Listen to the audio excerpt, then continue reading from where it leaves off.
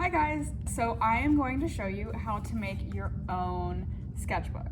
Now, if you already have a sketchbook or if you want to buy a sketchbook, that's awesome and you are more than welcome to do so. But if you can't get a sketchbook or you can't buy one or you don't have one, well, good news, you don't need to do that because we can make our own. So the materials that you need a cover paper, so that could be whatever you want. It could be newspaper, it could be your favorite poster, it could be construction paper, it could just be another piece of blank paper, it's up to you. And then you need paper to fill the inside of your sketchbook. So I'm going to be using just regular white printer paper. You could use lined notebook paper if that's what you have. You could use any sort of paper that you want to go on the inside. If you want to use paper that's heavier than printer paper, that's fine too. But I'm just going to go with the regular printer paper because I think that almost everybody will have this, and everybody will probably have at least a couple pages of notebook paper. So again, you can use notebook paper too.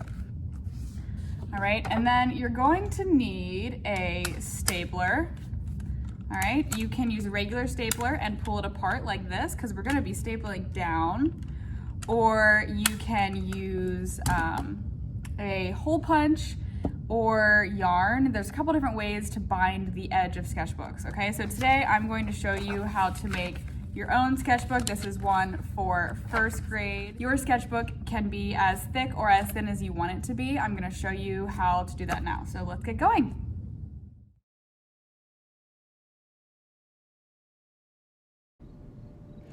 Now for the basic sketchbook, this is a sketchbook that you fold in half.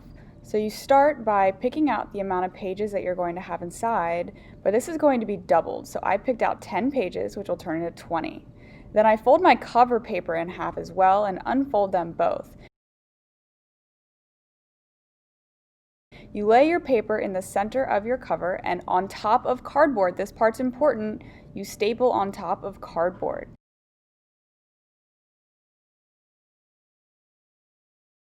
Now, you turn it over, pull it out of the cardboard, and pinch down the staples so it is ready to go, and then you have all your pages next.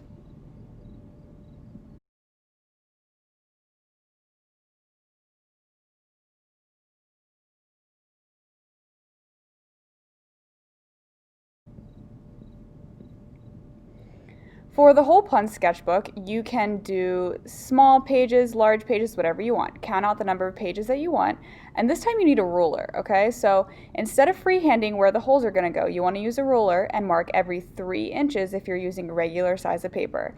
Then with the hole punch, you wanna punch in the holes, but you wanna go a little in from the edge, that way it doesn't rip when you fold the pages and open the book. So you wanna make sure that they're even, but go ahead and punch your 3 holes in. Then, instead of measuring 3 inches on your paper, you just quickly place the paper that you just hole punched on top of that, and then there's your holes.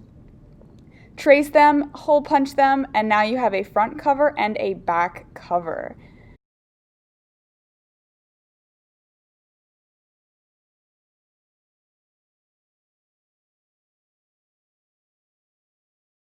This is when you need yarn or wire will also work. Cut 3 strings or however many holes you decided to punch.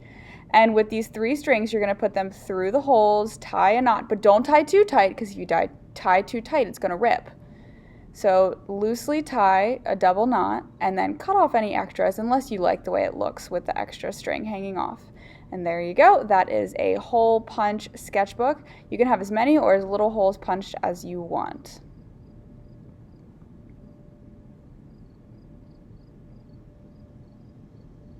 The last sketchbook is one of my favorites. This one, you need something as a back support. You can use clips, paper clips, tape.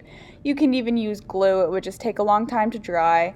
Now, I'm using cardboard for the back panel of my sketchbook, and this one's great because it's kind of like making your own clipboard. And this is going to give me a harder surface to draw on top of.